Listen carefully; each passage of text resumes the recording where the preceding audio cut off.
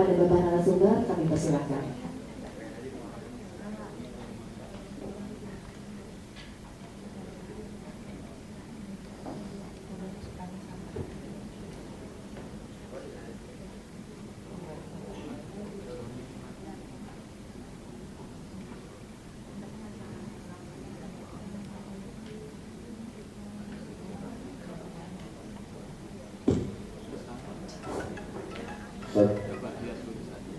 Bismillahirrahmanirrahim.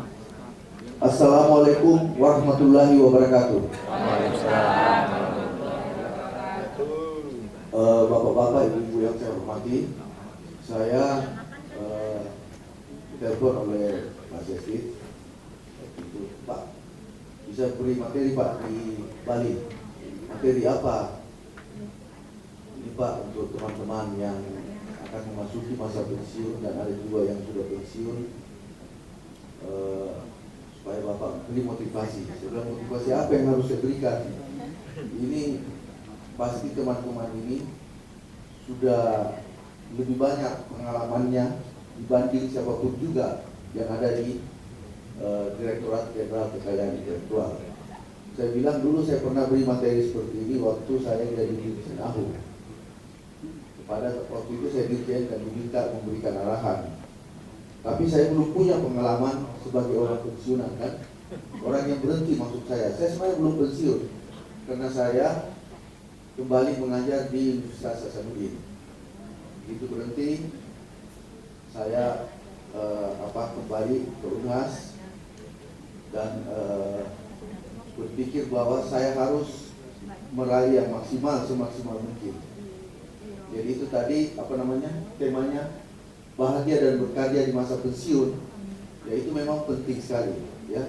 Kita semua harus mensyukuri apa yang kita jalani. Saya pulang ke UNHAS itu tahun 2018, saya langsung urus supaya saya bisa kembali masuk ke sana, karena dulu saya dari sana.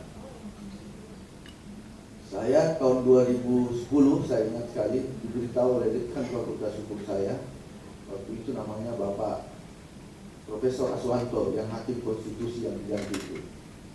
Pak Idir, ini 2006 saya lihat angka kreditnya Pak Idir sudah 700. Untuk menjadi guru besar diperlukan 150 lagi.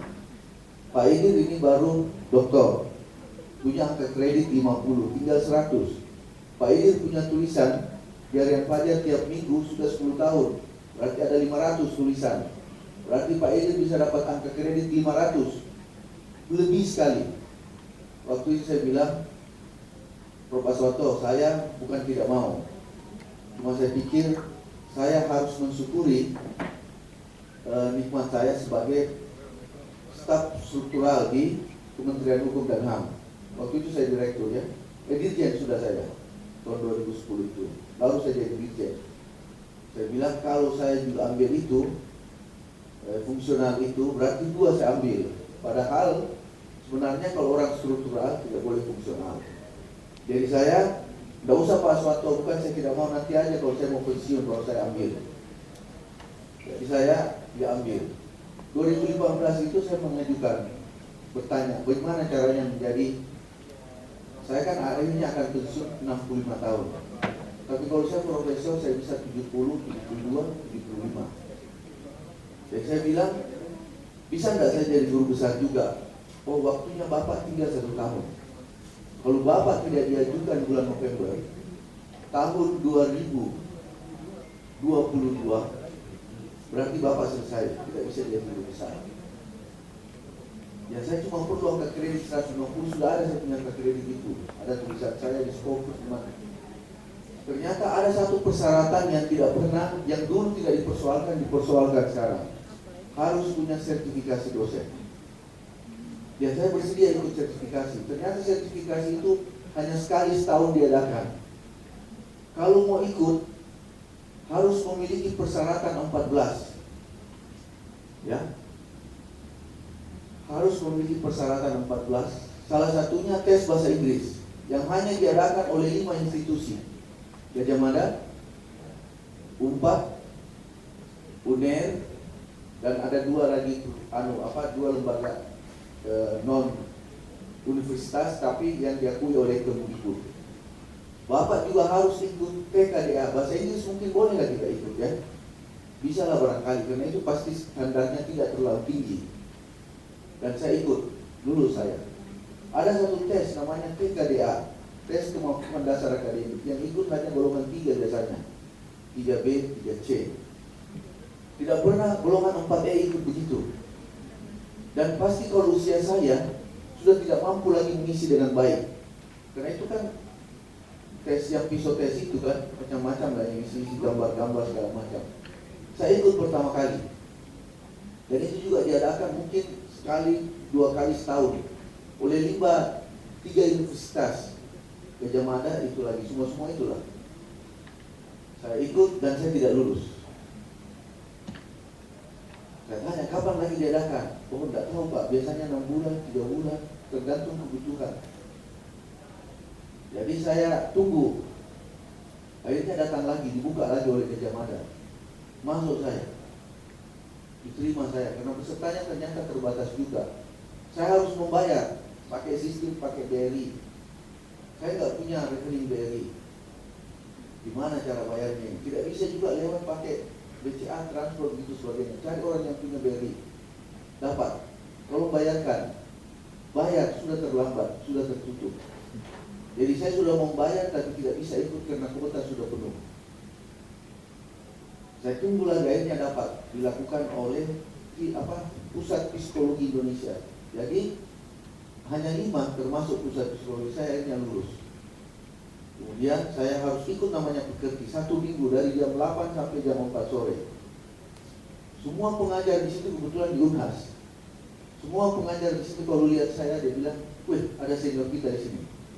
Para profesor itu, karena saya lebih senior dari dia barangkali ya masuk di Unhas. Tapi saya ikut saja. Yang peserta di samping saya itu bocah-bocah semua lah. Maksudnya baru eselon golongan 3, golongan 3A, 3B. Ya semua akhirnya saya ikut. Dan itu semangat itulah yang saya bilang. Teman-teman bilang, ini Pak Eden luar biasa bisa ikut seperti ini. Ya akhirnya 14 dan saya itu beruntung lah karena diberi kemudahan ya. Jadi saya juga selalu syukuri. Saya ajukan 31 Oktober. Sertifikasi dosen saya itu saya dapat tanggal 22 Agustus. Dia punya jasa ditandatangani oleh Rektor Universitas Gajah Mada. Karena Gajah Mada ternyata yang periksa kelengkapan sertifikasi dosen saya. Karena itu kita nggak tahu siapa yang periksa. Ternyata tim Gajah Mada. Dan saya lulus ijazahnya itu tertanggal 22 Agustus. Berdasarkan itu saya bisa mengajukan pengusulan guru besar. Yang kebetulan teman-teman di fakultas itu teman saya semua, junior saya. Mereka bilang kalau kita tidak urus Pak Edi ini, kita durhaka. Jadi mereka urus. Dalam waktu 2 minggu dikirim ke universitas. Dalam waktu 1 minggu dikirim ke kementerian. Dan tidak pernah terjadi dalam waktu 1,5 bulan kementerian keluarkan SK saya sebagai guru besar. Tanggal berapa itu? 31 Oktober. Tanggal 30-an November kalau tidak salah keluar itu ya. Persis menjelang saya 1 tahun lagi harus pensiun kalau tidak punya SK itu. Nah, Bapak-bapak Ibu sekalian, lanjut ya. Ini disposisi yang sering saya terima dari Pak Menteri waktu saya menjadi dirjen selama 5 tahun. Setuju hukuman pemberhentian tidak dengan hormat. Banyak sekali yang begini. Orang berhenti dengan begini. Kita ini bersyukur keluar dari Kementerian Hukum dengan HAM. Nanti ada yang sudah keluar, ada bapak-bapak yang sudah keluar dari sini. Ada bapak-bapak yang ibu-ibu yang akan keluar juga. Seperti saya keluar. Ada yang keluar dengan penuh kehormatan. Ada yang biasa-biasa saja. Ini bapak semua dilepas dengan baik. Diberi acara seperti ini, goes to Bali, supaya bahagia dan terus berkarya. Ada orang keluar saja, tidak ada upacara, tidak ada apa kan sebagainya. Saya juga lihat banyak kan pejabat, kita lihat dilepas dengan pedang pora lah, apalah segala macam. Begitu meriah, kasih bunga. Saya waktu itu mau berhenti, saya minta izin pergi umroh. Kalau saya mau umroh, saya bilang, ayo kita mau umroh. Saya bilang saya mau umroh tanggal 19 November sampai tanggal 1 Desember. Karena itu yang saya hindari. Ulang tahun orang itu. Kaget juga saya. Karena sepanjang hidup saya jarang merayakan ulang tahun. Kadang saya lupa ulang tahun saya, anak saya lupa, istri saya lupa. Dan setelah di Kementerian Hukum baru setiap tahun saya ingat itu ulang tahun saya dengan baik. Karena pasti ada sesuatu yang datang ya. Jadi berikutnya saya berusaha tidak hadir di kantor juga. Saya bikin acara kemana, waktu itu persis hari Minggu. Jadi saya pikir aman saya tidur di rumah. Pagi-pagi pembantu tok kamar, Pak, ada yang mau pasang meja catering katanya. Dia bilang, catering apa? Istri saya lagi nonton TV. Catering apa ini? Sudah ada mungkin rumah sebelah betul di mana? Saya tidak pesan-pesan. Masuk lagi membantu ketua lagi. Kenapa? Katanya untuk Pak Egil masih keluar. Apa ini? Ini Pak, ada Pak catering pasang. Waduh, ternyata pesanan dari teman-teman di kantor. Saya bilang, ini kerepotan tersendiri juga. Jadi akhirnya saya beritahu, kenapa dikirim begini? Saya ini tidak ada tamu, tidak ada apa. Ya akhirnya saya ambil aja anak yatim, jemput makan di rumah. Dan saya pikir ya ada juga hikmahnya. Nah seperti itu selalu. Jadi setiap tahun itu kalau tanggal 20 saya berusaha untuk tidak berada di kantor. Karena itu kemeriahan seperti itu akan ada selesainya kan begitu. Masalahnya kalau kita nikmati gimana kalau tiba-tiba kita sudah tidak ada yang datang kan? Nanti saya kasih lihat gambarnya bagaimana kalau kita sudah sendiri itu. Ini saya kasih foto-foto aja supaya Nah ini kita mensyukuri tidak seperti itu maksud saya. Ya, jadi lanjut deh. Nah ini kan kalau di semua agama ada seperti ini. Ya, babi ain ala irabikum antukasiban. Jadi kita semua agama juga tentu punya seperti ini, pesan seperti ini, bahwa nikmat apa lagi yang kita harus dustakan. Ya, jadi semua orang harus tahu bahwa ini nikmat akan datang terus. Gak usah ragukan, pasti kita akan dapat terus. Tapi memang ada standarnya. Kalau ini di surah ini, kalau di Al-Quran ini di agama Islam, ini ada di surah Ar-Rahman. Di surat Ar-Rahman ini mengapit satu ayat yang cukup penting. Ya. Hal jasaul ihsani ila ihsan. Bahwa kebaikan itu ganjarannya adalah kebaikan. Jadi ini kan diceritakan tentang di ayat ini, di surat ini tentang apa yang kita akan dapat di surga ya. Kebaikan-kebaikan. Dan itu kita akan dapatkan kalau kita baik. Jadi ini yang kita tanam waktu kita bekerja. Pasti kita harus yakini, bapak-bapak tentu dan ibu-ibu sudah bekerja dengan baik. Dan tidak usah khawatir, akan datang itu semua ganjaran-ganjaran ketika kita pensiun. Saya beritahu sopir saya, kalau dia mengeluh, saya bilang, kau jangan mengeluh, semua orang punya masalah. Kelihatan saya punya uang lebih dari kau, tapi dalam kapasitas saya juga punya masalah seperti juga yang saya punya, seperti kau juga. Kita punya jumlah uang bisa beda, tapi value-nya bisa sama. Pak Rafael punya uang 54 miliar kan yang dia laporkan kekayaan.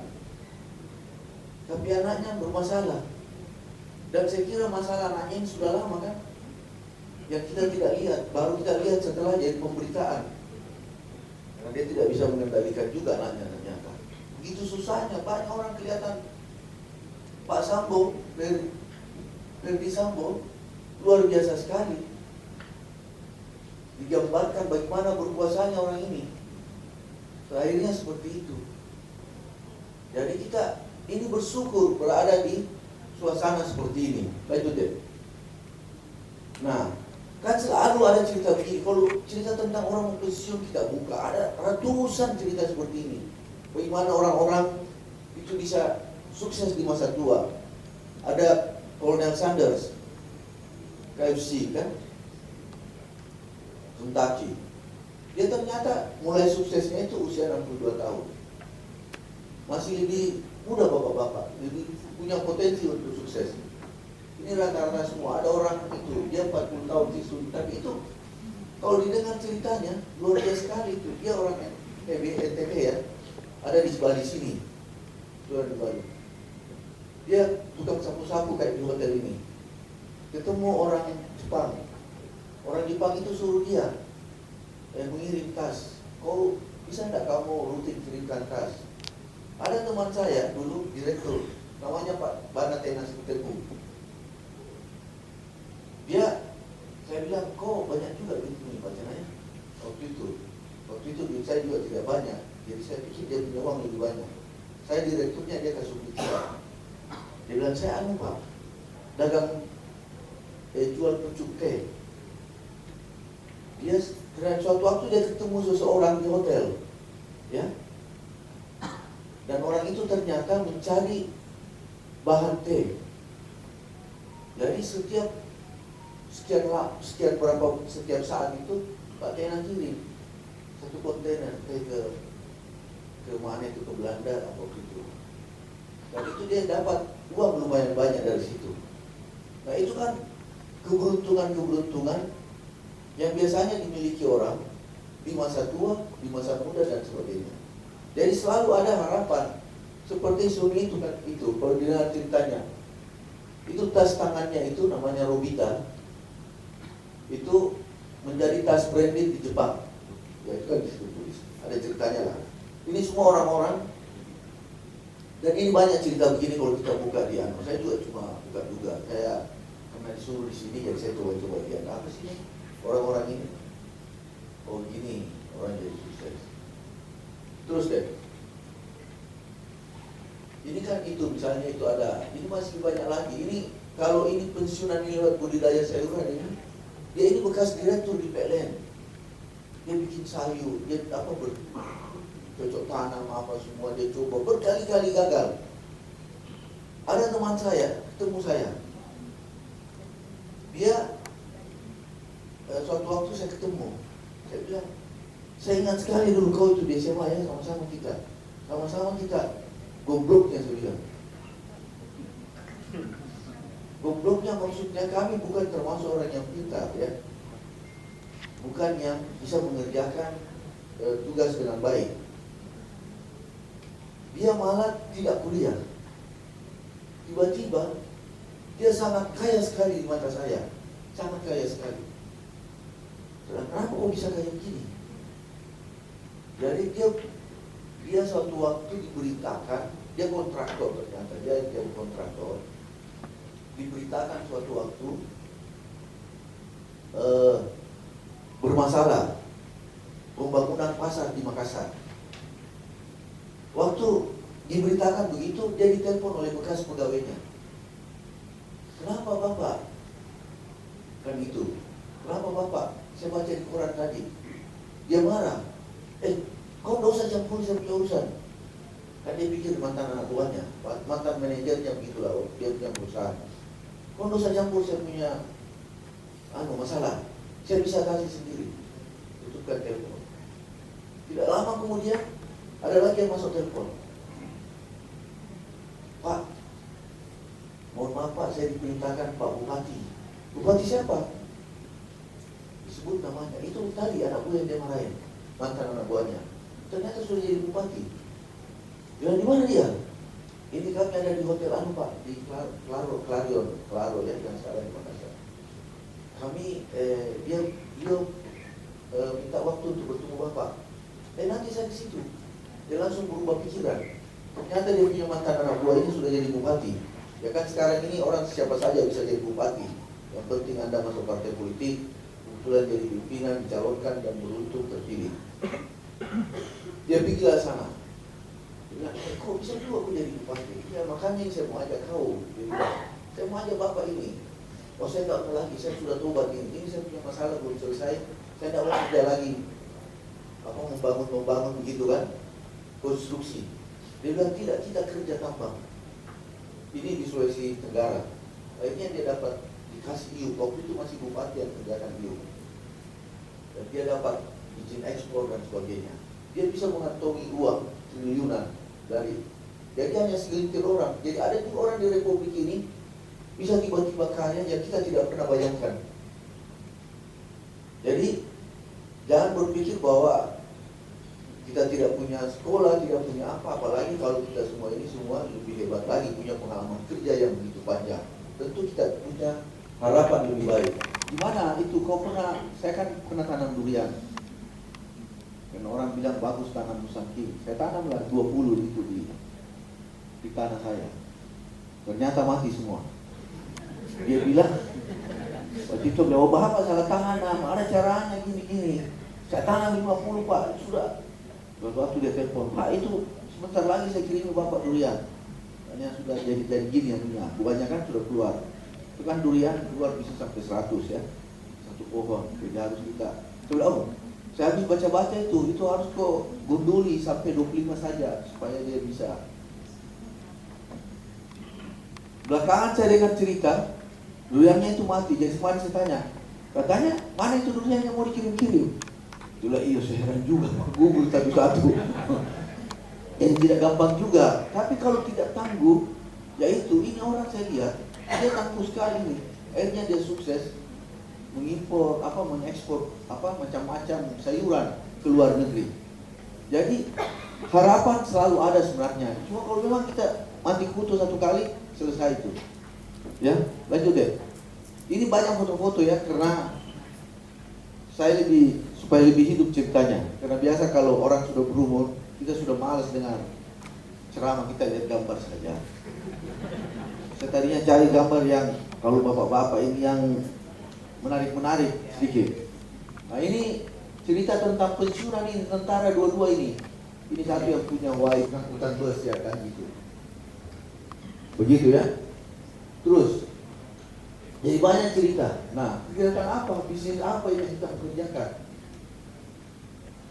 Jadi yang paling penting adalah kerjakan apa yang kita sukai. Jadi jangan kerjakan. Sebentar bapak-bapak mau pergi lihat UMKM, bikin pie. Bapak-bapak pun tidak bisa bikin pie, jangan bikin pie. Lihat-lihat saja. Jangan dinikmati apa yang tidak dinikmati, jangan Pak. Bikin susah malah. Ya, kerjakan apa yang dikerjakan. Jadi nikmati apa yang dimiliki. Jangan juga mau semuanya, jangan, tidak mungkin ya. Jadi kalau berbisnis ya jangan lihat untungnya saja apa semua, tapi hitung bagaimana kemungkinan ruginya. Suatu waktu itu istri saya bilang dia suka kumpul-kumpul dengan sesamanya mantan teman satu rahmat apa-apa. Dia bilang, bikin apa itu di situ? Karena kebetulan rumah di sebelah rumah saya itu dijual orang, rumah tua. Saya kasih terapi. Waktu itu COVID kan, kalau ibu-ibu itu kumpul, anak saya protes, kenapa ibu-ibu kumpul? Ini kan COVID. Bila terus urus itu ibu-ibu. Saya biasa kasih anak saya, kalau anak saya bilang, ayah kenapa pergi-pergi?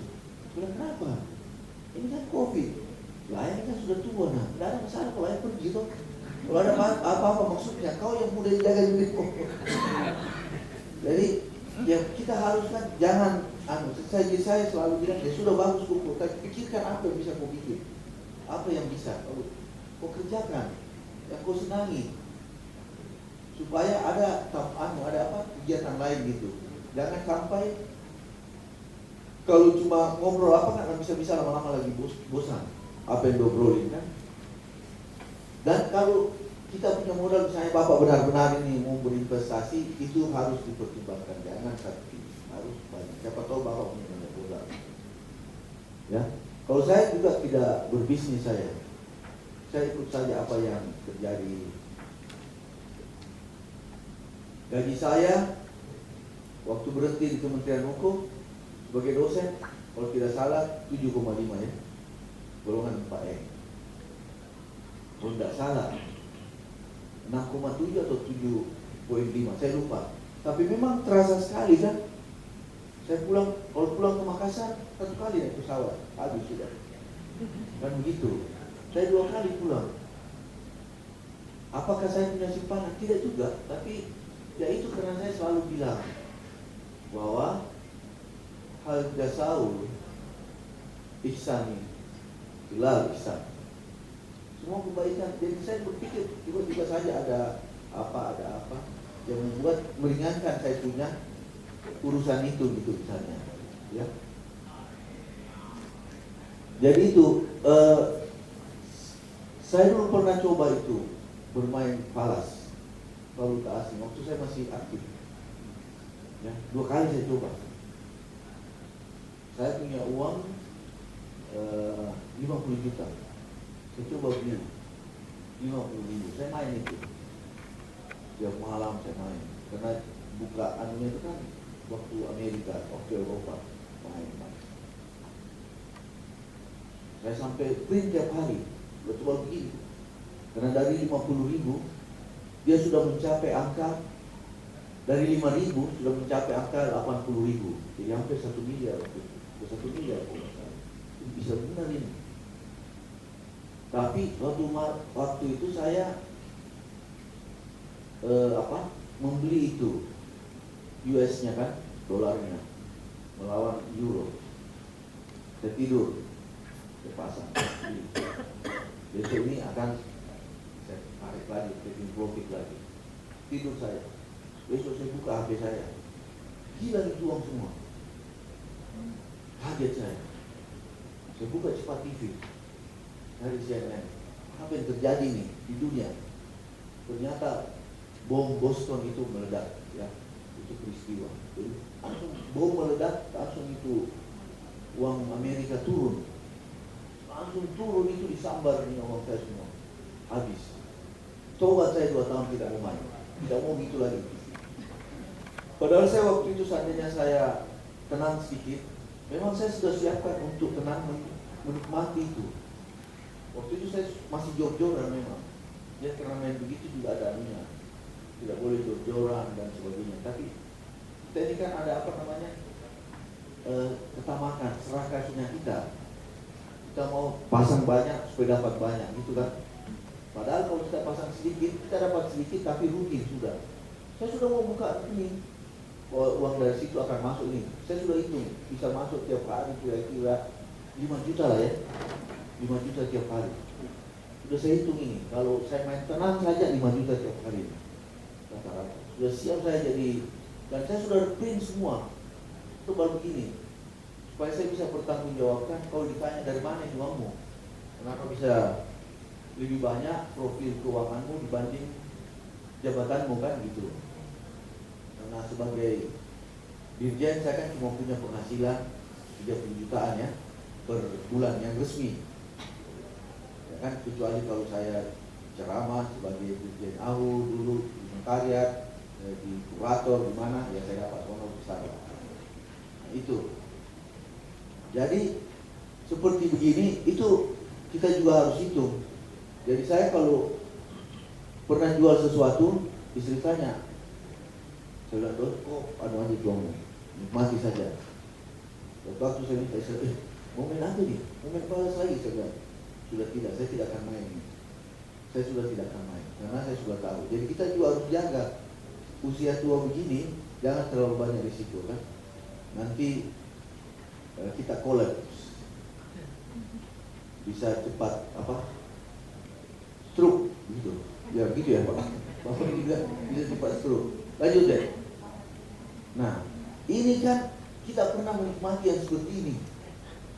Dulu di first class, dulu di business class, di dunia sebagai pejabat ya. Lanjut, misalnya itu kan nikmat sekali. Ini dengan Pak Menteri. Ini beberapa foto saya ambil ya. Ini dengan teman-teman di KI. Berikutnya dulu ini. Bayangkan, nikmatnya ini kan.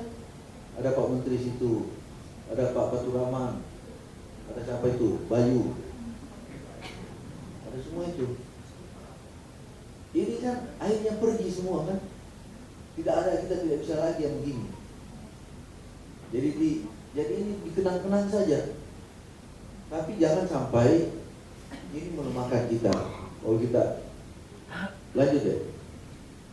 Jadi yang kita harus lakukan adalah mensyukuri apa yang pernah kita lalui, karena belum tentu semua orang lalui apa yang kita pernah lalui. Saya biasa kasih orang, belum tentu ini yang kita nikmati dulu itu orang lain nikmati. Untung kita nikmati. Kita bisa, bapak-bapak bisa jadi pegawai di KAI, banyak orang tidak bisa jadi pegawai sekalipun. Ya saya syukur juga, saya bisa jadi dirjen juga, bisa jadi apa kan. Dan terus kemudian selesai. Kita sekarang apa yang ada, ya kita nikmati apa yang ada. Jadi saya selalu bilang, saya beruntung, saya mau pulang ke Makassar. Ada rumah saya di Makassar. Waktu saya tinggalkan rumah saya itu, saya bangun tahun 2004. 2007 saya ke Jakarta dan saya tinggalkan rumah itu dalam keadaan kosong. Saya cuma datang sana sekali-sekali. Sampai sekarang kalau saya datang, saya tidur sendiri di rumah yang kebetulan rumah saya itu luasnya sekitar 1.800 meter lah, ya. Jadi saya selalu nikmati kalau duduk di situ. Selalu saya mau jual, tapi beruntung tidak pernah laku gitu loh. Dulu saya mau jual, pertama kali saya pergi itu saya mau jual 4 miliar. Orang tawar, orang datang mau beli. Saya bilang, wah itu saya tawarkan 2 tahun lalu. Sekarang Pak, ya sudah 6 miliar. Datang lagi orang, saya tambah lagi kan gitu. Sampai istri saya pernah satu waktu bilang, kok mau jual rumah atau mau berkelahi? Dan satu waktu akhirnya orang mau beli 12 miliar. Saya bilang sama anak saya, kok aja nanti yang jual. Kalau saya makanya bagi 4 itu rumah sertifikatnya, saya potong 4. 1 tanah, tapi saya bikin jadi 4. 3 atas nama anak saya, 1 atas nama istri saya. Saya bilang, istri saya tanya, kenapa tidak ada namamu? Ya saya sudah tidak perlu yang begini. Itu waktu itu saya belum punya tanah lain. Saya bilang, ya kalau ada apa-apa, berarti saya keluar sebagai orang yang kere kan. Nah, jadi mungkin Tuhan lihat juga ini, ikhlas juga ini orang ini. Gitu. Ya, kan, saya tidak punya betul itu atas nama itu. Lanjut deh. Nah ini saya nih, kalau tua ini kita begini merenung sendiri. Kan begitu. Ini saya di depan rumah saya di Makassar ini, ya. Nah, ini saya bangun tahun 2004 ini saya bangun. Ya, tahun 2004 ini saya bangun rumah saya. Di tanah itu di Petarani. Itu daerah paling tengah kota. Tapi itu masuk ke dalam sedikit sekitar 3 menit. Yang lelang. Saya punya uang 5 juta rupiah. Uang satu-satunya yang saya punya miliki waktu itu. Dengan gaji waktu itu saya punya gaji sekitar 3 juta di Makassar. Punya uang 5 juta untuk ikut lelang tanah itu. Saya menang lelang itu dengan harga 148 juta tanpa uang. 5 juta uang saya. Tentu bapak-bapak ibu bilang, bagaimana bapak membayarnya? Ya saya sesudah menang baru saya berpikir di mana pinjam uang ini. Ya, jadi saya hanya pinjam uang di 3 orang. Waktu itu saya punya banyak teman lah ya. Saya bertemu dengan 3 orang, masing-masing saya pinjami 50 juta. Yang satu saya bilang, saya mau pinjam uangmu. Saya telepon, bos, di mana? Apa saudaraku? Nah, dia sudah panggil saya saudaraku kan. Saya bilang, ini saudaramu mau beli tanah. Saya bilang, itu di situ tanahnya. Oh bagus tanahnya itu. Saya bilang, iya. Saya perlu pinjam uang 50 juta. Saya akan cicil 10 kali. Tapi saya mulai mencicil tahun depan. Ya kan? Oh, tidak ada masalah saudaraku. Kita ketemu siang-siang. Nah, berarti memang dia mau kasih pinjam. Kalau dia bilang, tapi saya masih ada di Jakarta, berarti dia tidak mau kasih pinjam. Kita cari saudaraku yang lain kan. Akhirnya saya beli di tanah gitu. Dan saya bisa membayar di tanah pada akhirnya. Karena yang 2 saya bilang, saya akan bayar 2 tahun kemudian. kan begitu. Dan ternyata saya bisa. Jadi sungguh-sungguh kalau saya ceritakan orang biasa orang bilang, bisanya itu Pak Yos, iya begitu lah. Tanah yang saya beli di BSD itu saya beli 800 juta. Orang itu dokter, ada dokter namanya Dokter Hussein Anus. Dia bersaudara dengan Dokter Hasan Anus, dua bersaudara. Tidak punya istri, tidak punya anak. Yang Hasan ini pernah punya istri tapi cerai. Dia sahabatnya Pak JK. Jadi orang tua kalau datang ke harian di apa itu, di Ahu dulu sudah tersiap-siap jalannya bersaudara. Dia ngobrol di kamar saya. Kalau dia datang jam 10 bisa pulang jam 6. Berdua saja ngobrol, nggak tahu apa yang diomongkan. Saya kasih dulu di muka meja kerja saya. Dan waktu itu kan kosong ada kursi tamu. Dia bilang, dokter kalau datang sini aja dulu. Biar saya ada di sini, saya terima tamunya di sana dan saya bertemu rapat di situ, ruangan lain. Dokter di sini aja. Nah dia suka ternyata di ruangan saya. Saya kasih tahu staf, kalau beliau datang kasih minum. Kalau siang dia belum pulang, tanya mau makan apa. Belikan dulu nanti saya ganti uangnya. Kalau saya tidak ada. Akhirnya dia suka sekali duduk situ. Suatu waktu dia bertemu staf di situ, dia tanya, ini Pak Edi tinggal di mana ini Pak Edi? Di Lebak Bulus. Oh dia punya rumah situ? Enggak, rumah dinas. Rumah pribadinya di mana? Enggak ada. Dia datang bawa tanah di BSD itu ya, di perkampungan situ, 1.800 meter juga. Jadi saya punya kak diri punya tanah 1.800 selalu. Dia datang, kamu tidak punya rumah? Enggak dong. Rumah dinas saya. Sudah ini ada tanah saya, kau pakai bangun. Kau harus punya rumah di Jakarta. Meskipun ini tidak di Jakarta, bangun saja. Saya bilang, saya kan pejabat ini tidak bisa. Saya beli aja dok. Saya suruh tanya staf, berapa tanah di sana? Waktu itu tanah harganya 300 sampai 500 menurut ketua RW di situ. Ribu. Saya beli, dokter. Ini staf, dia sudah tanya harga tanah 500.000, ya. Dia bilang, jadi saya bilang ini 800 juta dokter. Saya bayar 4 kali dokter. Oh terserah kamu. Dan saya bayar 200 juta per saya punya uang. Jadi cara cicilnya, saya akan bayar 200 juta 4 kali. Kalau saya punya 200 juta yang pertama, saya akan kasih dia. Saya bikin notaris begitu. Jadi kalau saya tidak punya uang sampai 200 juta, saya tidak akan nyetor-nyetorkan gitu. Karena memang dia niatnya kasih saya. Dan dia sudah kasih sertifikat. Kok urus saya ini? Dokter itu ya karena usia sudah mendahului kita semua. Ya jadi itu rezeki yang datang menjelang saya. Tapi itu saya masih lagi 4 tahun lah pensiun waktu itu. Dan saya akhirnya bangun rumah situ. Terus deh. Nah ini, kalau sudah pensiun kita begini. Lihat-lihat saja pohon. Oh, begitu, lanjut. Jadi kita merenung-renung, ya, merapikan segala sesuatu yang kita miliki.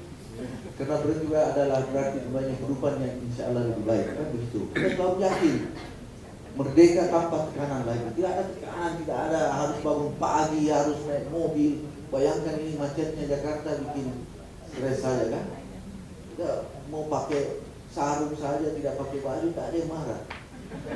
Begitu. Jadi kita syukuri apa yang ada kan gitu. Jadi itu kalau pensiun itu seperti itu. Lanjut. Nah ini saya ikut-ikut juga orang pencitraan, mana pakai kemeja mencampur kan. Saya tanam bambu kan gitu. Di belakang rumah saya itu di BSD itu, karena ada sedikit tanah saya tanam. Lanjut. Nah itu sudah jadi dia kan, berapa tahun kemudian, berapa bulan. Terus orang bilang, kenapa potnya kecil sekali waktu masih kosong? Pot saya lubangi, saya kasih turun ke bawah. Cuma salah pot terlalu kecil, maksudnya yang agak besar. Jadi orang bingung selalu kalau lihat, kenapa pot kecil begini bisa tumbuh besar? Saya bilang, ini petani bagus. Jadi itu dilubangi saja. Terus deh. Sebanyak mungkin kita bikin tempat-tempat yang kita bisa duduk kan gitu. Itu saya bikin lagi batu-batu gitu. Yang tidur di situ saya bisa itu. Terus ada batu Jadi didekatkan itu suasana supaya kita juga tidak bosan di rumah kita. Karena kalau tidak pensiun di situ saja kita putar-putar. Ya, lakukan perjalanan. Jangan ragu untuk berjalan. Lanjut.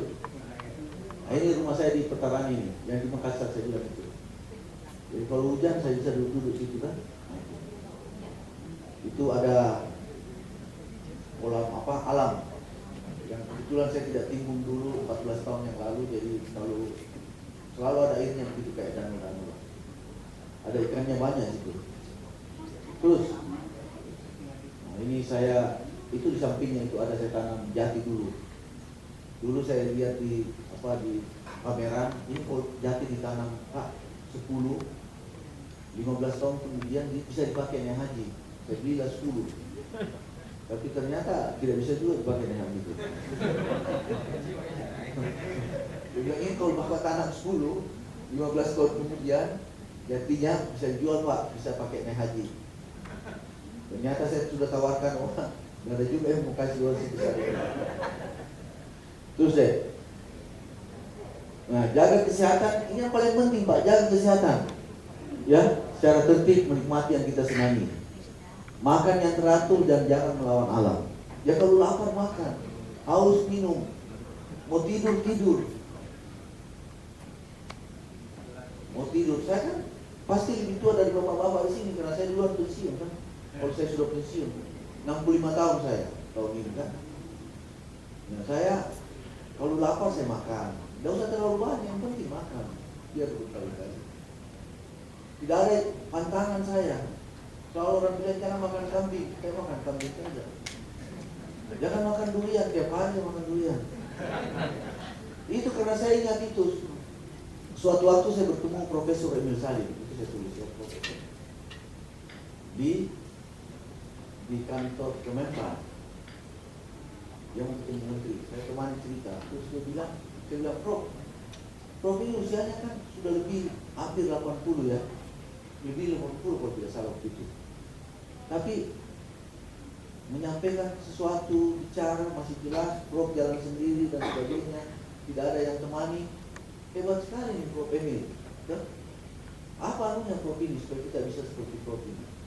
Dia bilang makan durian tiap hari. Jadi saya coba praktekkan. Cuma saya kelemahannya, saya sukanya durian itu yang saya tidak suka montong karena terlalu besar. Saya suka durian kalau Medan oke lah saya suka. Kecil tapi enak kan. Cuma kan jarang. Nah, sekarang durian yang enak dan selalu ada itu durian Musakin. Masalahnya satu, agak mahal sedikit kan gitu. Tapi kalau itu jadi Pak Lol itu kalau pergi mana-mana makan durian. Baru-baru ini beliau ke Makassar, dia bilang 6 bulan lalu. Saya kebetulan ikut juga. Kami langsung dijamu oleh kantor wilayah itu di Makassar. Saya kebetulan satu meja dengan 2 staf khusus, 2 staf ahli, Pak Dirjen di sana, dengan menteri dengan Kakanggi. Saya lihat kita makan. Adalah teman itu makan, situ ada udang. Nah ini saya makan lobster ini. Teman ambil mie kan. Dia staf ahli, yang satu staf khusus. Lalu makan, ini bagus, ini yang enak dimakan. Wah saya ini aja Pak, saya sudah tobat makan itu. Apa? Kenapa tobat? Oh bahaya Pak, bayangkan. Padahal udang itu makanan paling sehat di dunia. Orang Jepang tiap hari makan udang. Maka kita dikasih stigma jangan makan udang, berbahaya, kolesterol, segala macam. Padahal udang itu makanannya orang Jepang tiap hari. Terus ada apa? Terakhir selalu kalau menteri itu, Pak Menteri kita sekarang ini selalu disuguhi durian. Saya langsung tanya, karena saya sudah lama tidak jalan Pak Menteri, saya tanya, ini sebentar ada durian enggak? Saya tanya itu, bilang ada Pak. Bilang, kasih keluar cepat di sini, datanglah durian itu, kasih 3 piring. Saya lihat di samping kiri kanan saya semua ini tidak ada yang makan. Saya bilang, tidak makan. Waduh, saya ampun Pak kalau durian. Kalau cepat ampun. Padahal durian itu, menurut itu Pak Emil tidak apa-apa. Saya minggu ini 2 hari betul-betul makan durian. Ya, saya kalau tidak makan durian bukan karena takut, karena itu kemahalan bagi saya. Terus deh, nah ini saya ini masak sendiri saya mati makan Indomie saya. Dulu saya larang anak saya makan Indomie. Dulu anak-anak kan suka sekali makan Indomie, dilarang karena berbahaya katanya. Terus saya pikir orang di Hong Kong, di Cina makan mie tiap hari tidak apa-apa. Kenapa kita dilarang makan Indomie kan? Dokter Siska itu di kementerian bilang, Bapak jangan makan Indomie. Karena lama ini saya bilang, saya makan nanti. Saya biasa kalau mau makan, saya masak sendiri selalu. Ketika itu saya masak sendiri. Terus deh, dilarang makan gorengan, itu saya makan sukun. Kemarin saya tunggu di bandara, karena saya pagi-pagi itu main golf saya pagi-pagi. Saya mau pulang ke rumah, sudah tanggung. Jadi saya ke bandara, saya pergi di akun kaya ada itu sebelum masuk. Saya minta pisang goreng, 1 piring ternyata. 1 piring kan, dengan teh, bayarnya 100.000. Sudah mahal juga ini pisang gorengnya 100.000. Ada kira-kira 8 potong ya, kecil. Lagi saya makan, datang Pak Ses. Makan apa tuh Pak? Prof, makan apa Prof? Dia panggil Prof sekarang saya. Saya bilang, ini pisang goreng paling mahal di dunia saya rasa. Saya coba dulu 1. Enak sekali. Terus makan juga. Kemudian dia bilang, saya pesan 2. Kemudian kita makan di pesawat. Kita tahu kita lapar kan, kita tahu bilai-bilai. Dia pesan 2. Jadi saya kemarin makan 2 piring pisang goreng. Gorengan itu jelas minyaknya. Kan kita dilarang kadang-kadang, jangan makan minyak goreng apa semua. Makan Pak, yang mau dimakan makan saja. Nanti baru cari obatnya. Jadi pahami kata menteri bapak-bapak itu, Menteri Amit Awaludin.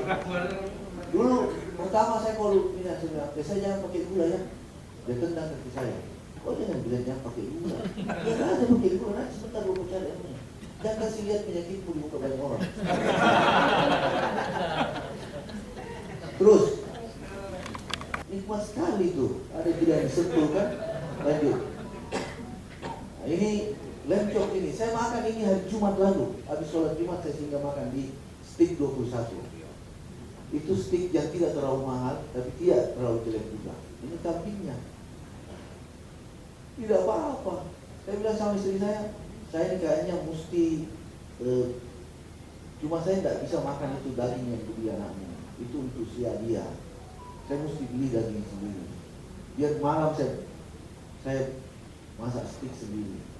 Tapi harus saya beli. Karena usia saya bilang. Gigi saya juga sudah tidak sebaik gigi dia, kan gitu. Dan dia bilang, ini sama aja ya, ini sama tapi beda. Saya bilang, kau punya kemampuan lebih baik.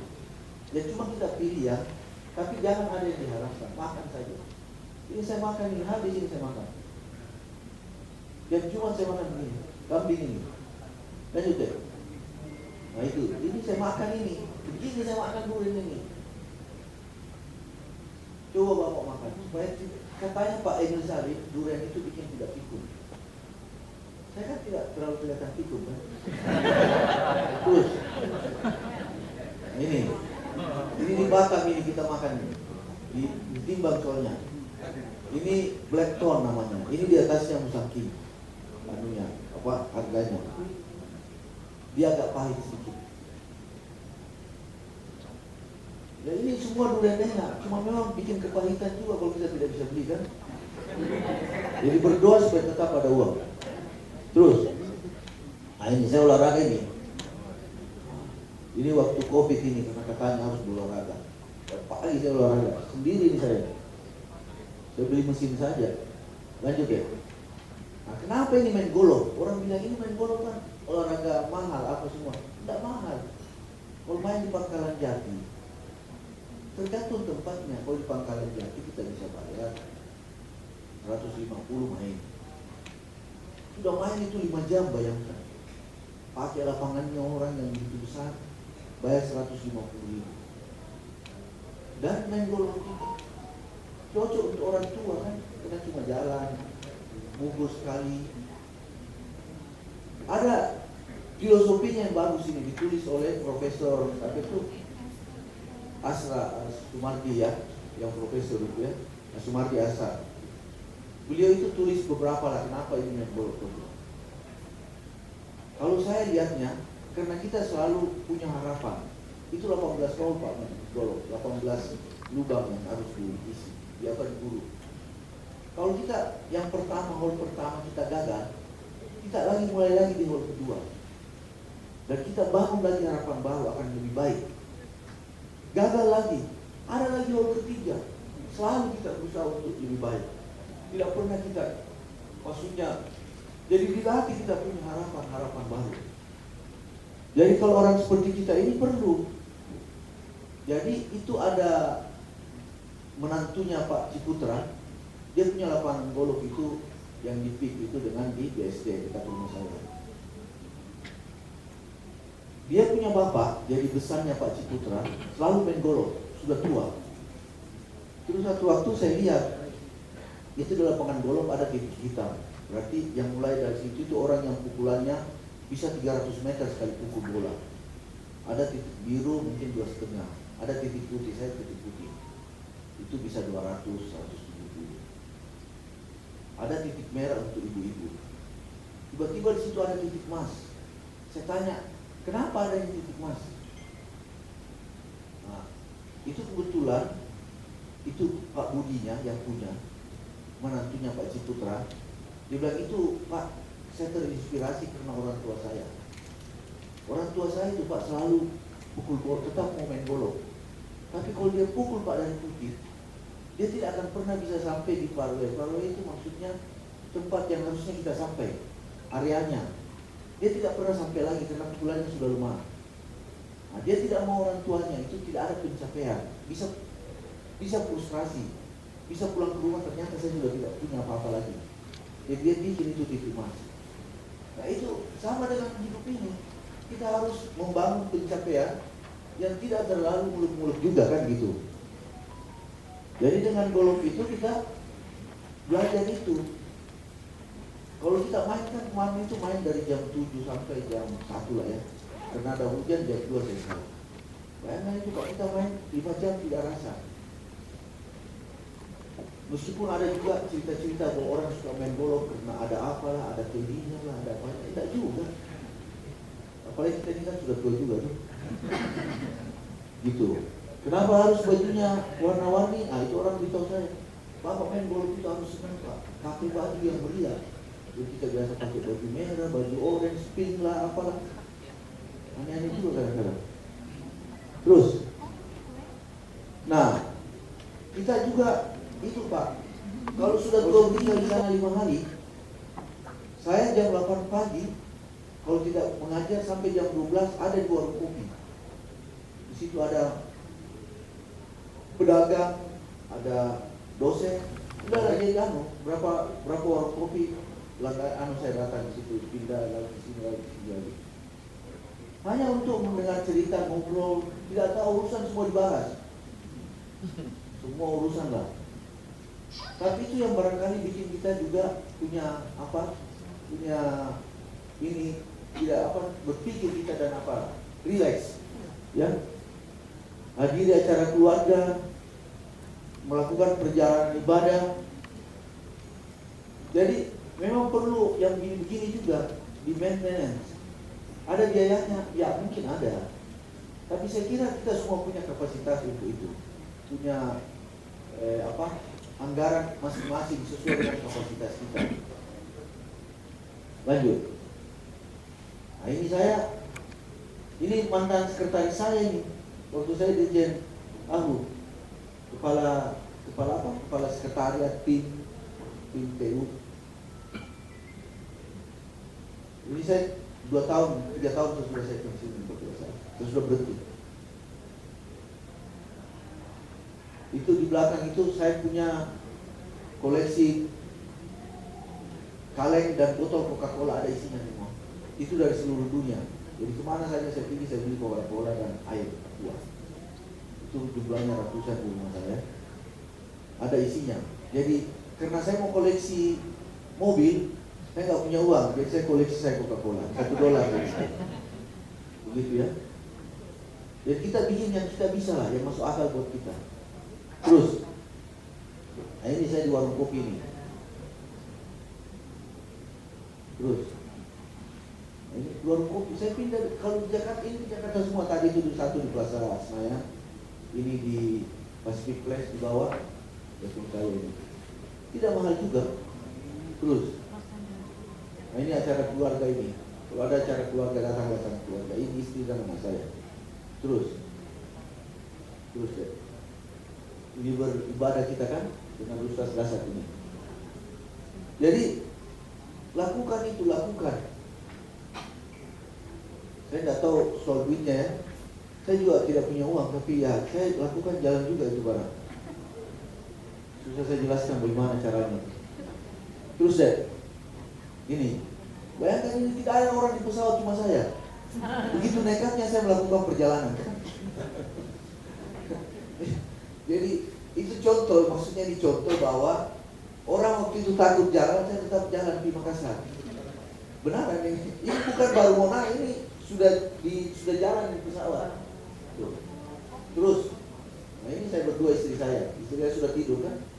Tidak ada orang itu, kita aja berdua. Terus deh. Karena tapi juga kita harus pikirkan bahwa keramaian ini semua akan berakhir juga. Kita sudah tidak bisa keluar kopi, kita sudah tidak bisa pergi apa, di rumah saja. Mungkin kalau bapak-bapak, ibu-ibu punya anak, anaknya sudah punya rumah dan sebagainya. Jadi orang selalu bilang, anak saya itu belum menikah ya. Biasa saya beritahu istri saya, kau tidak usah cemaskan anakmu. Ini semua ketentuan Allah. Kalau dia akan menikah, dia menikah. Kau kan menikah juga tidak mudah juga, tidak terlalu mudah. Sama saya menikah juga, saya menikah 35 atau 36 tahun kan. Kita menikah tidak mudah. Kalau datang juga takdirnya tidak menikah. Kalau tidak, ya sudah diatur ini semua. Jangan ya hikmahnya kita masih anak-anak kita. Saya bilang, ya kan kalau dia belum nikah dan dia ada di sini, bagus juga ada yang didengar gitu. Kita selalu ingin pulang. Kalau saya mau ke Makassar, anak saya mau ikut, saya senang sekali. Jadi, ya tapi kan lebih bagus orang bilang kalau punya cucu.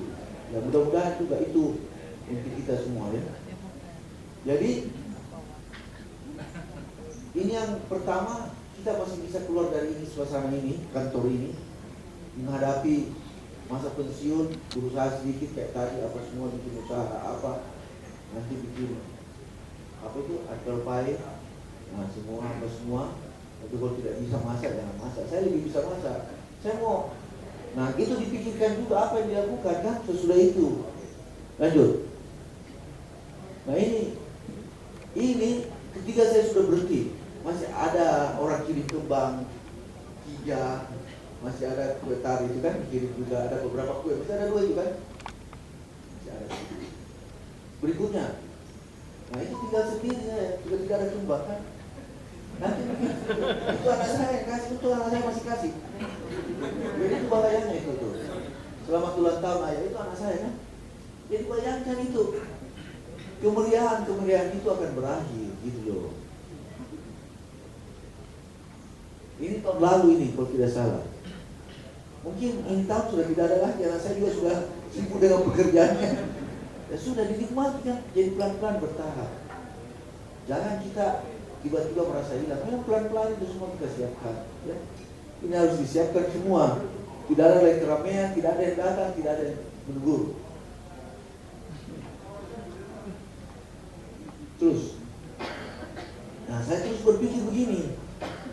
Waduh, ini kalau kita sudah tidak bisa pergi ke Makassar, mau tinggal tetap, terus kita tidak bisa naik ke Jakarta, misalnya sudah malas, ya lebih bagus kita bikin warung kopi dekat rumah kita. Supaya kita dulu di situ, masak-masak, bikin kopi, siapa tahu orang datang kita temani ceritakan gitu. Nah itu saya bikin warung kopi itu. Itu saya bikin dekat di samping rumah saya itu. Tapi baru saya bangun itu, saya bikin musolanya supaya ya kalau mungkin lebih saya siapkan lagi dibanding bapak-bapak ibu-ibu ini. Jadi mungkin saya nanti duduk situ kalau pagi. Saya lihat banyak orang di Amerika begitu, di Eropa. Ternyata yang kerjakan itu orang yang sudah berumur sekali 80 tahun apa gitu. Tidak, tetap ada semangat, ada orang kumpul dan kita bisa berada di situ. Begitu ya.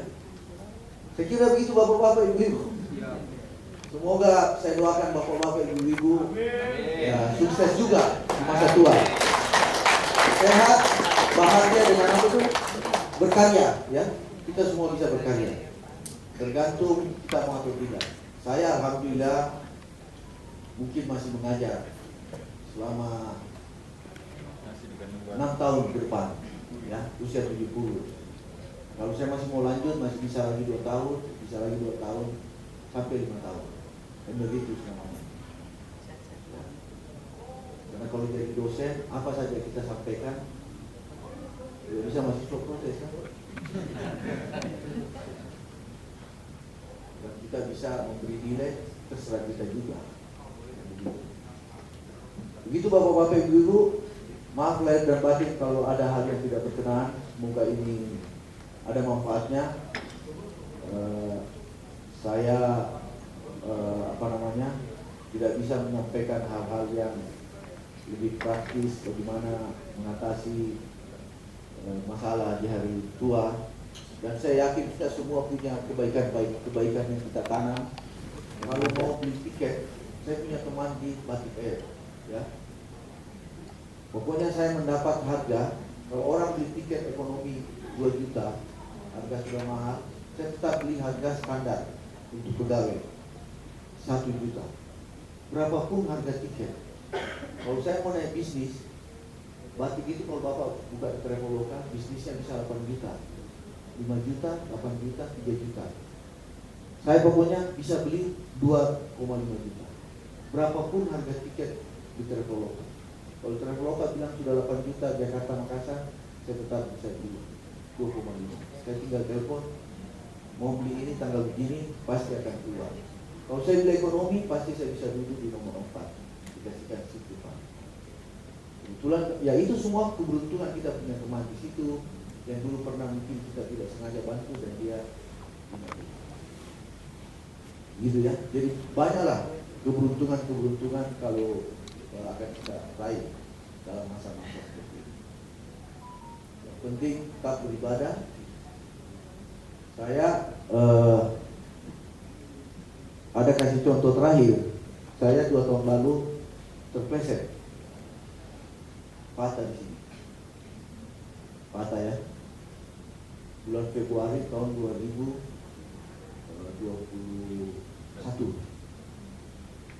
Minggu lalu saya terpleset lagi. Saya pegang pintu, telinga saya ini robek. Minggu lalu hari Rabu, saya pegang loh kok kayak robek ini. Pas, darah semua.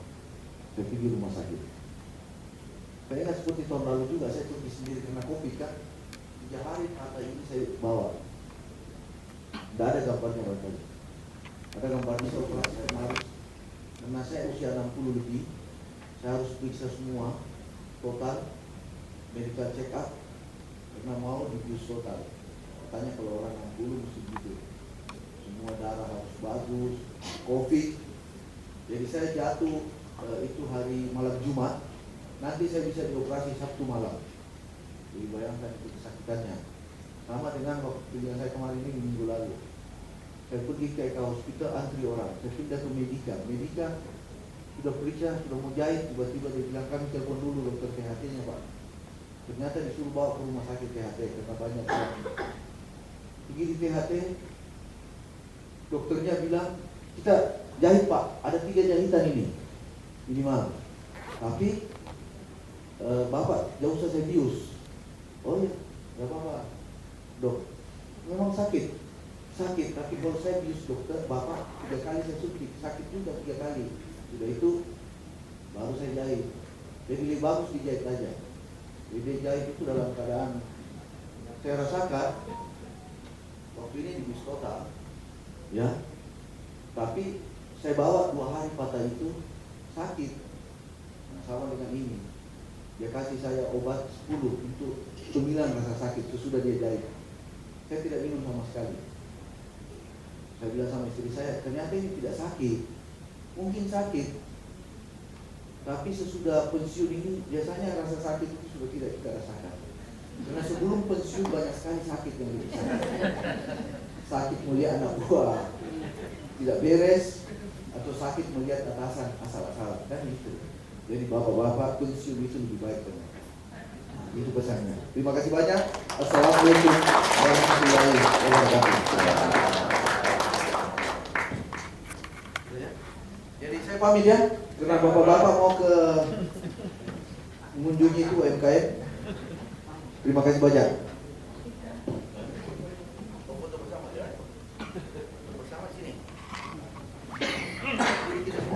Demikianlah telah kita dengarkan bersama ilmu serta motivasi yang telah diberikan oleh Bapak Aidil Amin Daud. Baik Bapak dan Ibu, marilah kita melaksanakan sesi foto bersama. Dimohon untuk sedikit merapat. Tim dokumentasi mohon untuk mengambil foto dari atas panggung. Baik, izin abang-abang dari saya. 1, 2, 3.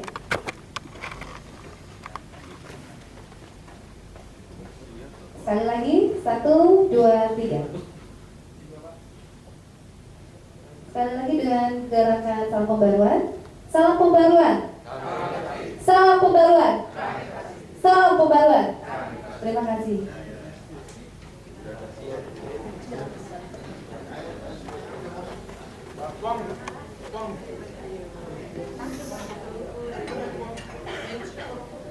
Baiklah Bapak dan Ibu yang kami hormati, kita akan melaksanakan kunjungan ke UMKM. Dimohon untuk dapat mempersiapkan